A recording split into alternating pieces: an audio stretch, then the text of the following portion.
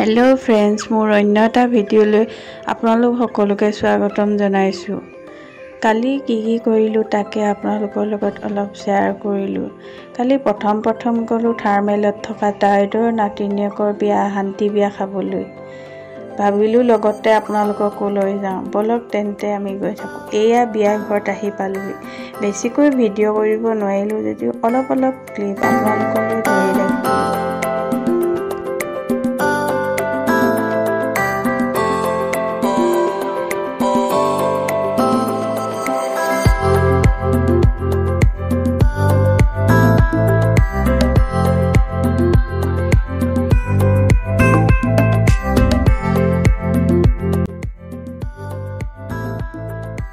বিয়াৰ পৰা আহি ঘৰত সোমাই আকৌ মোৰ মাৰ ঘৰলৈ বুলি ওলাই আহিলো। মাৰ ঘৰলৈ আহোঁতে চাবতে থকা কাকাবোৰ ঘৰটো সোমাই আহিলো। এয়া ডাঙৰ আপা, এয়া কাকা আৰু বৌ। কথা পাতি থাকোঁতে অলপ ভিডিঅ' কৰি ৰাখিলো।